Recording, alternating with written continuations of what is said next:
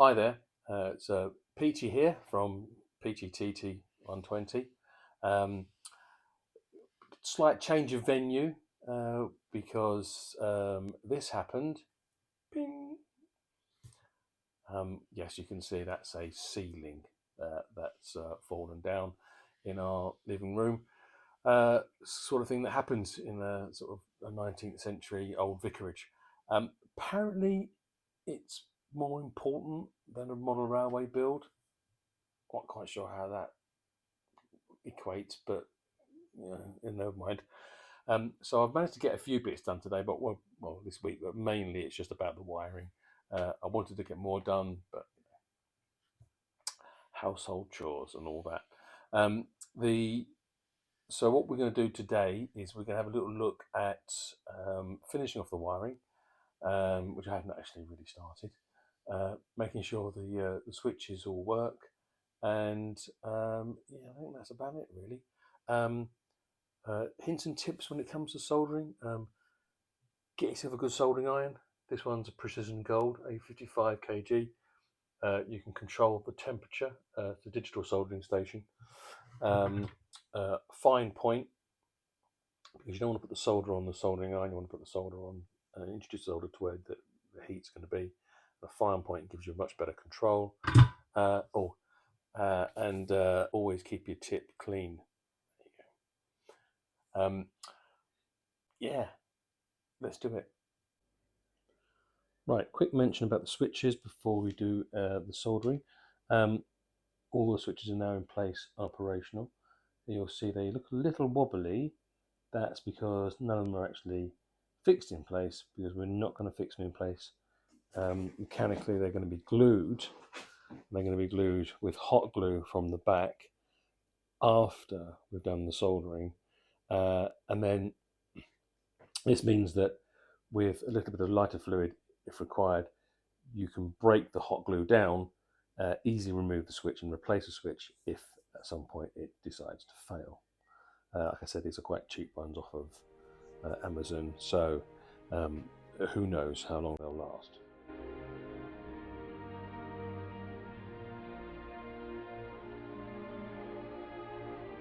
Now then, I didn't video, of course, because I've been left in control while Jimmy does some other things. I didn't video me hot gluing all these nice little Wago connectors onto the bottom of the baseboard. It would have been fast forwarded, and it wouldn't have been, I don't know. Jim says all content is content.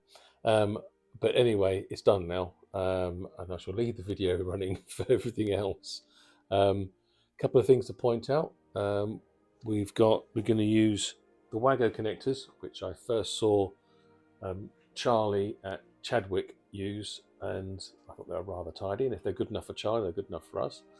We're also we've got all the yellow feeds for the frogs will be soldered to the frogs, so that's one thing I am going to solder. And then what else? Oh, we're going to use cable ties and staples to tidy all of this up.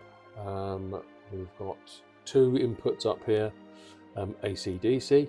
Obviously, it's going to be that way around. And the AC will be running off here where the controller for the turntable is.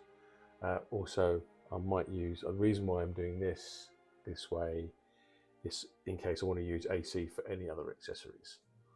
Right, well.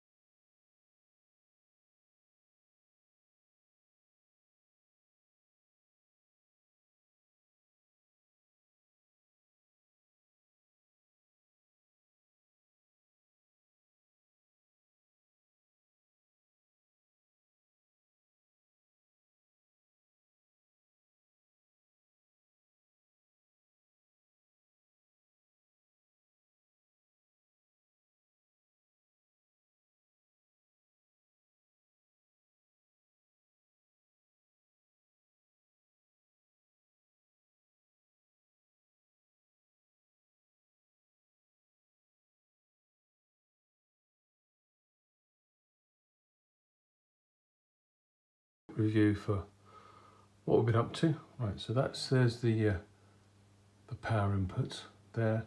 You can see how tidy it is when you work with these clips. Just to explain what we've been up to. Right, so quick walk through.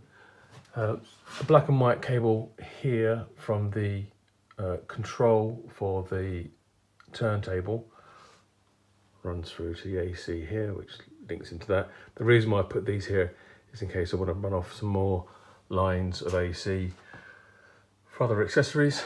The black and red is our bus, which comes from our power, and that runs all the way through here, all the way down, back down here, and then up, back up here, around the turntable.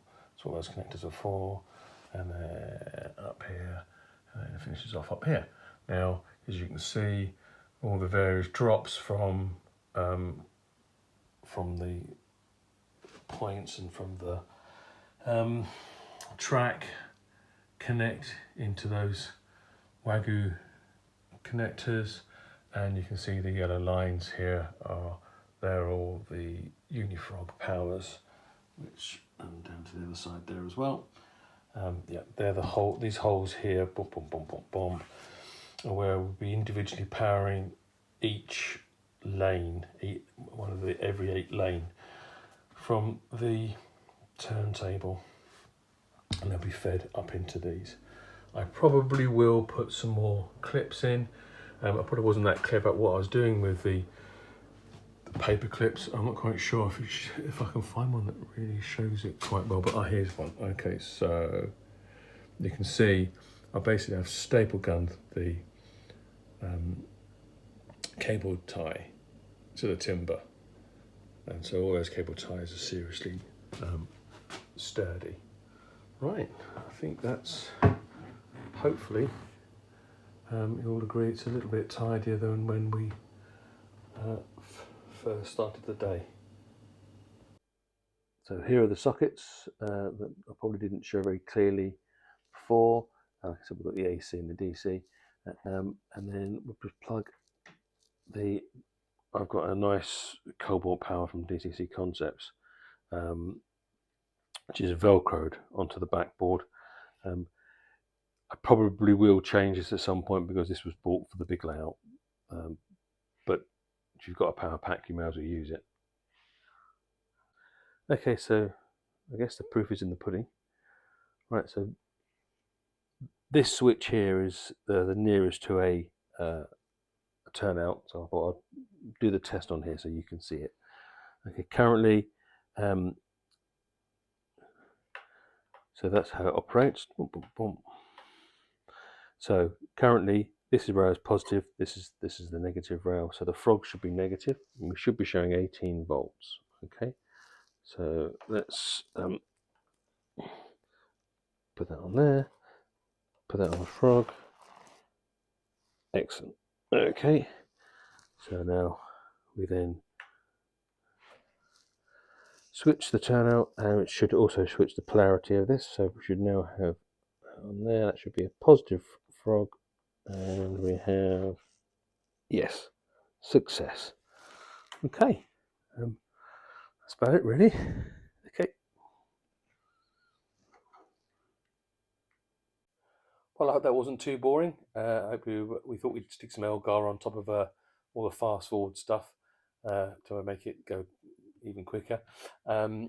If you like that, don't forget to press the like button, subscribe, doesn't cost anything, share it on various forums or Facebook pages and all that malarkey. Thank you very much. See you again soon.